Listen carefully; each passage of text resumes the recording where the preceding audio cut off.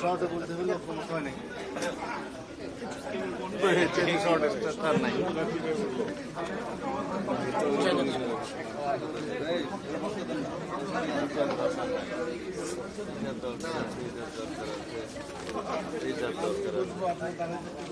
সেলিম ভাই, ইরান ভাই, এই তো যা বলছে বলছে আমাদের কথা আপনি বলবেন। ও বাইরে, ও আচ্ছা, 4-5 দেখে নিতেছি। আপনারা আছেন না? গণতন্ত্রের মধ্যে আছেন তো? আসসালামু আলাইকুম। আজকে বলতে পারি,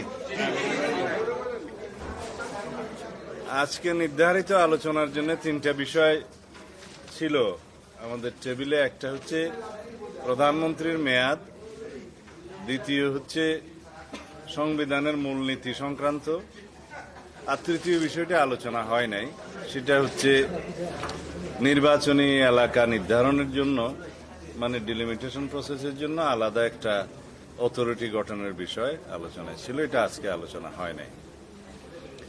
প্রথম যে বিষয়টা প্রধানমন্ত্রীর মেয়াদ সংক্রান্ত, আপনারা মনে হয় যেটা লাইভ টেলিকাস্ট করা হয়েছে ওখান থেকে অনেক আলোচনা নিশ্চয়ই আপনারা শুনেছেন, কিন্তু শেষ পর্যন্ত এটাও সিদ্ধান্তে আসা যায়নি। তবে আমরা আমাদের যার যার মতামত ব্যক্ত করেছি, আমাদের দলের পক্ষ থেকে যে মতামতটা ছিল,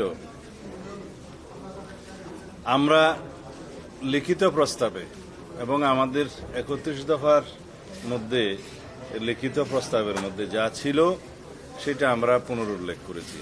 অর্থাৎ কোনো ব্যক্তি পরপর 2 মেয়াদের বেশি প্রধানমন্ত্রীর পদে থাকতে পারবেন না।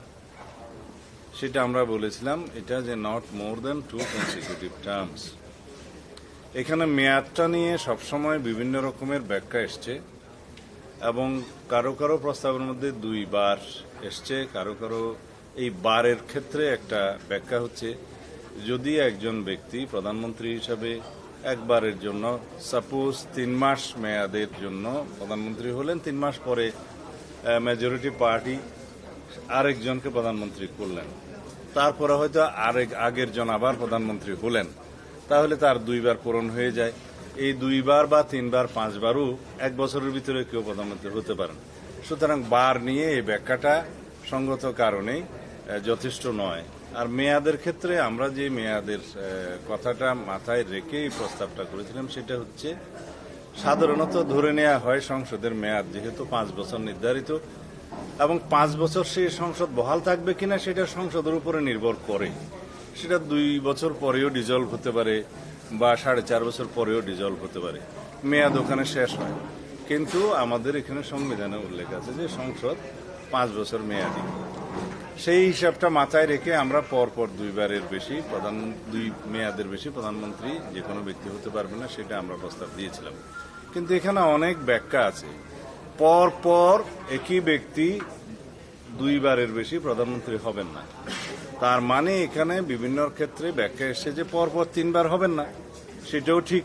এবং পরপর 2 মেয়াদের পরে গ্যাপ দিয়ে যদি সেই একই পার্টি অথবা জোট ম্যান্ডেট পায়, তখন তারা একই ব্যক্তিকে আবার প্রধানমন্ত্রী হিসেবে নির্বাচিত করতে পারেন, সেরকম ব্যাখ্যা আছে। এটাও ভ্যালিড ব্যাখ্যা। তা আমি একটা প্রস্তাব করেছিলাম যে আমরা মেয়াদ এবং বার এই বিতর্কে না থেকে সর্বোচ্চ এক ব্যক্তি লাইফ টাইমে কত বছরের জন্য প্রধানমন্ত্রীত্বে বহাল থাকতে পারবেন বা হতে পারবেন, 3 বারে হোক, 3 মেয়াদে হোক, 4 মেয়াদে হোক, কিন্তু সর্বোচ্চ বছরটা যদি আমরা এখানে উল্লেখ করতে পারি যে একজন লোক লাইফ টাইমে এত বছরের বেশি প্রধানমন্ত্রী থাকতে পারবেন না। এইটা স্পেসিফিক আমি কোনো বৎসরের উল্লেখ করি নাই, কারণ সেইটা ডিসাইড করার ক্ষমতা এককভাবে আমার দলের পক্ষ থেকে আমার নেই। যদি হাউস ডিসাইড করে একটা মেয়াদ, সাপোজ 10 বছরের জন্য ডিসাইড করলো একজন ব্যক্তি সর্বোচ্চ জীবদ্দশায় 10 বছরের বেশি প্রধানমন্ত্রিত্ব বুক করতে পারবেন না বা ওই পদে থাকতে পারবেন না। তখন আমি বলেছি, এরকম একটা আলোচনা ওখানে এসছে, তখন আমি বলছি এটা আমার প্রস্তাব নয়, তবে যদি হাউজে এটা ডিসাইড হয় সেটা আমাকে আমার দলীয় ফোরামে আলোচনা করতে হবে। কিন্তু এর সাথে আমি কয়েকটা বিষয় বলেছি যে প্রধানমন্ত্রীত্বের মেয়াদ যদি এখানে আপনারা নির্ধারণ করে একমতে আসেন, তবে তার সাথে এনসিসির আলাপটা একই সাথে আনতে হবে। ন্যাশনাল কনস্টিটিউশন কাউন্সিলের যদি প্রধানমন্ত্রীর এখতিয়ারভুক্ত সমস্ত জিনিস যদি একটা অথরিটি পাওয়ার ফাংশন দিয়ে এনসিসি গঠন করা হয়, তার সাথে আমরা একমত হতে পারবো না। তারপরে যদি আপার হাউসের প্রশ্নটা আসে, আপার হাউসে যদি প্রপোর্শনেট ইলেকশনের কথা এখানে বলা আছে যে অনুপাত ভিত্তিক, তখন আপার হাউসে একটা বিল, জেনারেল বিল, 500তেও 50% মেজরিটি লাগবে। আবার যদি কনস্টিটিউশন অ্যামেন্ডমেন্টের কথা বলা আছে আপার হাউসে, যে 2/3 মেজরিটির মধ্য দিয়ে আপার হাউসও কনস্টিটিউশনের অ্যামেন্ডমেন্ট অ্যাপ্রুভ করতে হবে, তখন কেউ কোনোদিন 2/3 পাবে না প্রপোর্শনাল নির্বাচনের ক্ষেত্রে। সেই জিনিসগুলো একসাথে আলোচনা আসতে হবে। এবং বলা আছে যে এখানে প্রেসিডেন্টের ইলেকশনের কথাটা আমরা আগে বলেছি, যে প্রেসিডেন্টের ইলেকশনের ক্ষেত্রে আমরা আগে বলেছিলাম, আজকে এই আলোচনাটা এখানে আসে না কিন্তু এটা রিলেটেড, যে উভয় হাউস যদি আপার হাউস প্রতিষ্ঠিত হয় এবং তার সদস্য সংখ্যা যদি 100 হয়, এটা আমাদের প্রস্তাব, আর যদি নারী আসন 100 হয় এবং পার্লামেন্টের লোয়ার হাউস যদি 300 হয়, এই 500 সদস্যের মধ্যে আমরা বলেছি গোপন ব্যালটের মধ্য দিয়ে রাষ্ট্রপতি নির্বাচন হতে পারে এবং রাষ্ট্রপতির ক্ষমতা কি হবে না হবে আইনে নির্ধারণ করে দিলে রাষ্ট্রপতিকে আরো বেশি বিষয়ে যদি ক্ষমতা দেয়া হয়, সেই ক্ষেত্রেও এই প্রধানমন্ত্রীর মেয়াদের বিষয়টা এবং প্রধানমন্ত্রীর স্থায়িত্বের বিষয়টা, সরকার পরিচালনার বিষয়টা রিলেটেড। এই বিষয়গুলো অন্ততপক্ষে এনসিসি এবং আপার হাউসের বিষয়টা প্রধানমন্ত্রীর মেয়াদের সাথে একই প্যাকেজে আলোচনা করে একটা সিদ্ধান্তে আসলে তখন সুবিধা হবে।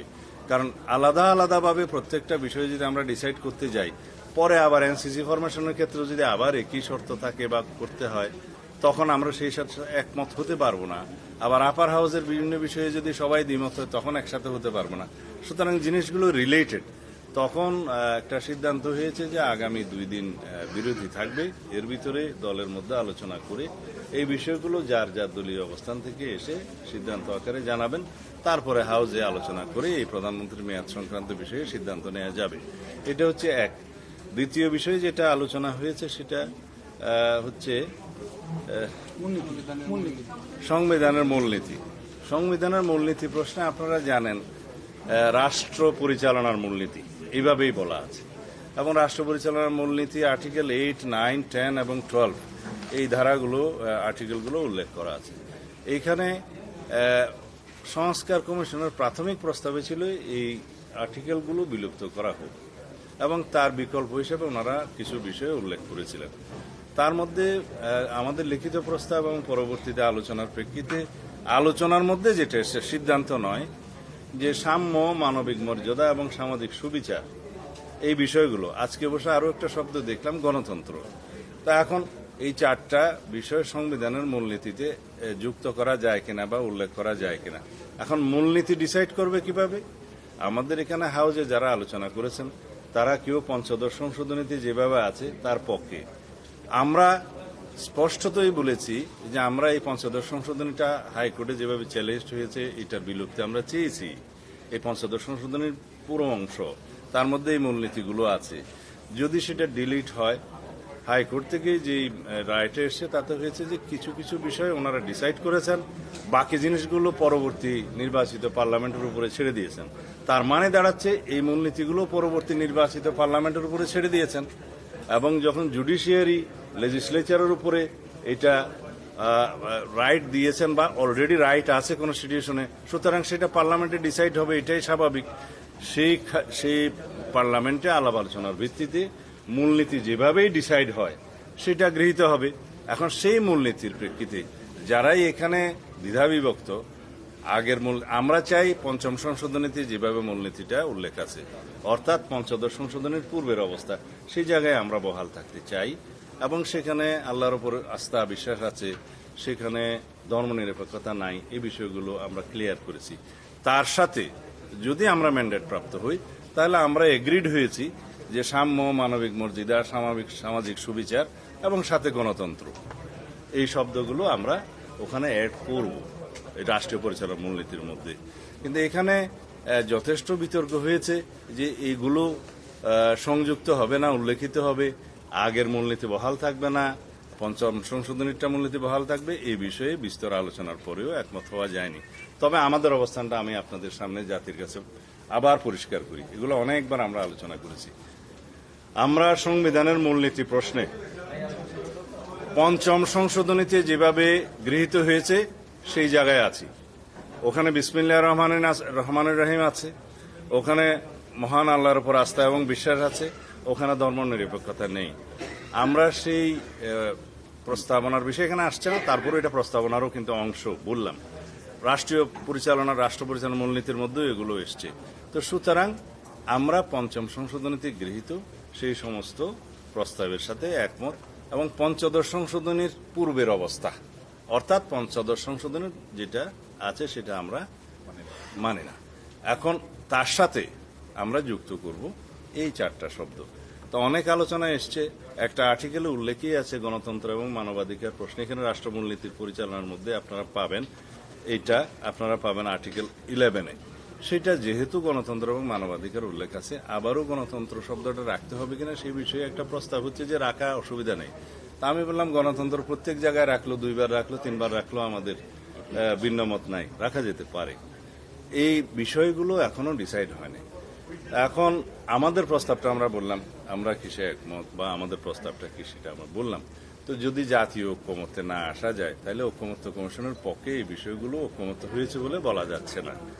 এখন আমাকে আপনারা প্রশ্ন করতে পারেন, তাহলে সারা দিন রাত আপনারা আলোচনা করলেন, এতদিন আলোচনা করলেন, ফলাফল কি? আমরা আমাদের বক্তব্য আপনাদের সামনে স্পষ্ট করেছি। ফলাফল সম্পর্কে আমি বলতে চাই না, কারণ জাতি আমাদের কাছে অনেক বেশি আশা করে।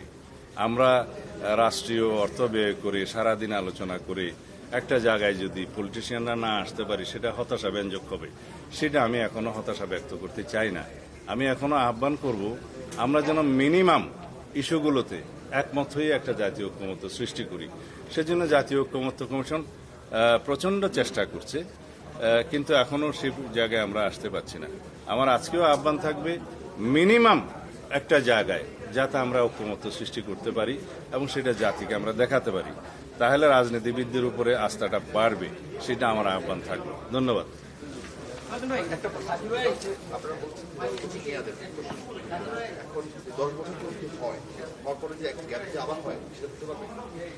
না, এই আলোচনা তো বলেছে, সিদ্ধান্ত হয়নি। যদি জাতীয় ঐক্যমত্য সৃষ্টি হয় যে প্রধানমন্ত্রীর মেয়াদ জীবদ্দশায় 10 বছরের বেশি কোনো ব্যক্তি প্রধানমন্ত্রী হতে পারে না, এই যদি ঐক্যমত্য যদি সৃষ্টি হয় তখন তার সাথে আমার দলে আলোচনা করতে হবে আমাকে এই সিদ্ধান্ত নিয়ে আসার জন্য। তারপর তার সাথে আমি বলেছি এনসিসির অথরিটি হিসেবে থাকবে কি থাকবে না সেটা আমাদের আপত্তি আছে, এনসিসির তখন আর প্রয়োজন নেই। তারপরে উচ্চকক্ষে কিভাবে সেটা নির্ধারিত হবে, উচ্চকক্ষের পাওয়ার অ্যান্ড ফাংশন কি হবে সেটাও এখানকার সাথে রিলেটেড। আমরা এক্সিকিউটিভকে ফাংশন করতে দিতে চাই। আমরা এক্সিকিউটিভ ব্রাঞ্চকে এবং লেজিসলেচারকে একটা ভারসাম্যমূলক অবস্থায় আনতে চাই। জুডিশিয়ারি, এক্সিকিউটিভ এবং লেজিসলেচার যদি একটা ভারসাম্যমূলক পরিস্থিতির সৃষ্টি হয় তখনই সুষ্ঠু রাষ্ট্র ব্যবস্থা হবে এবং ভারসাম্যমূলক একটা সমাজ ব্যবস্থা, রাষ্ট্রীয় কাঠামো নির্মিত হবে। এখন সেই জন্য যে পূর্বশর্তগুলো আগে আমরা বলেছিলাম বহুবার, সেই জন্য পূর্বশর্ত হচ্ছে একটা কেয়ারটেকার সরকারের অধীনে সুষ্ঠু সুন্দর নিরপেক্ষ নির্বাচন, স্বাধীন একটা নির্বাচন কমিশনকে ফাংশন করতে দেয়া এবং জুডিশিয়ারিকে প্রকৃতপক্ষে ইন্ডিপেন্ডেন্ট করা এবং রাষ্ট্রের যে ফ্রিডম অফ প্রেসটাকে এনশিওর করা। তাহলে এত কিছু আলোচনা আর লাগে না।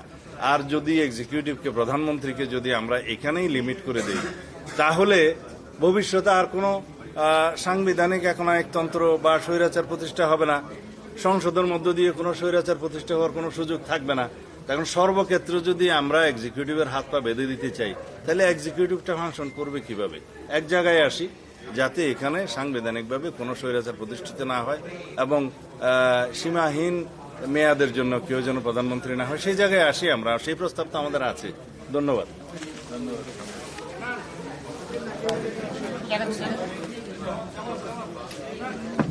জামাত ইসলামে চলে আসছে।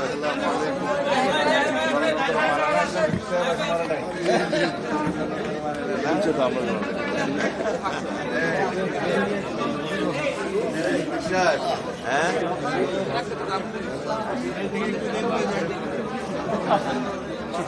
ভাইজান